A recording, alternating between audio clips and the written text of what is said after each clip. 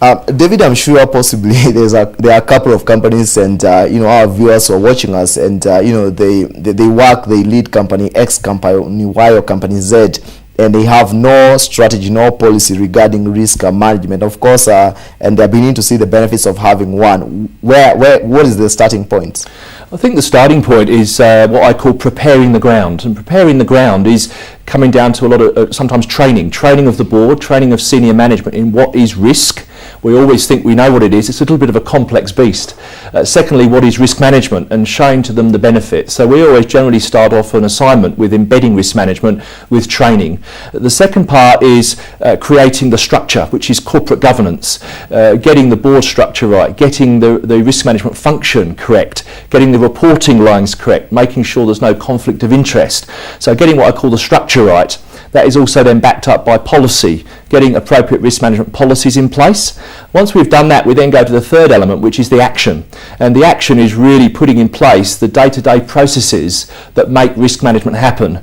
I won't bore you with all of that, except to say that is made up of about 4 or 5 specific processes. One we call risk and control self-assessment, where we literally self-assess the businesses in the organisation as to what their risks are, what their controls are, and therefore identifying the key risks. We follow that up with number 2, key risk indicators, where we start tracking lots of information around the organisation that indicates maybe something's wrong. The level of staff turnover, the level of hits on our website for denial of service attacks, the level of systems outages, the level of power cuts, all those kind of things where we're tracking symptoms of risk, jumping on it.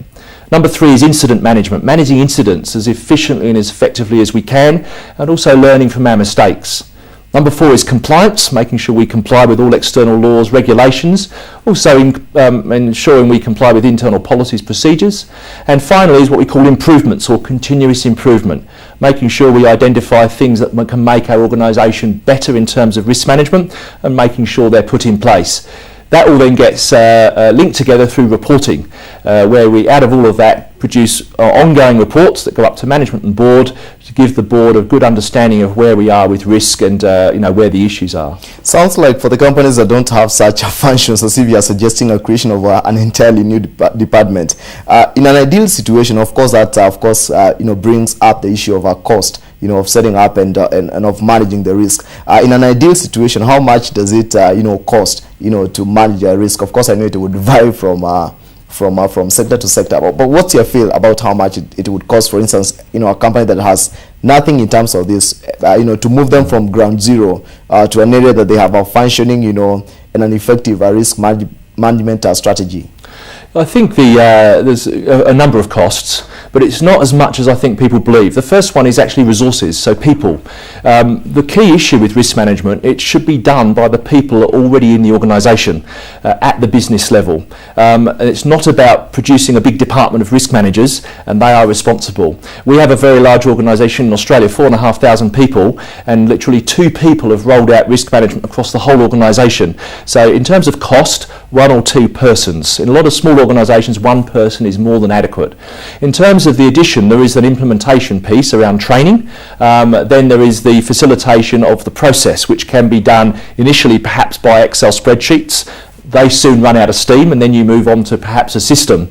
In terms of total cost, typically an organisation would perhaps spend, and I will do it in Australian dollars to start with, and we'll think about Kenyan shillings. We would particularly see a small organisation would perhaps spend somewhere around 50,000 Australian dollars, which would be 5 million, is that correct? Around get my decimal points right.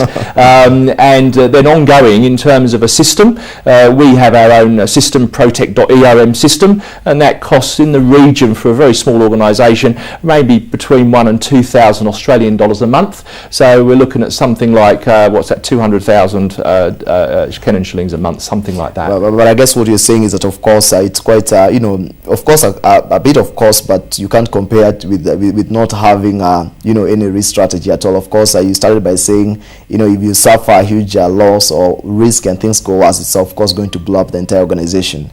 That's exactly right. I mean, I think the issue with cost is I actually say, no, there is no cost. Why is there no cost? Because the benefits you will get out of this will exceed the cost of doing it. That could be reduced insurance premiums, reduced losses, and that in a very short space of time more than pays for the investment you have in risk management.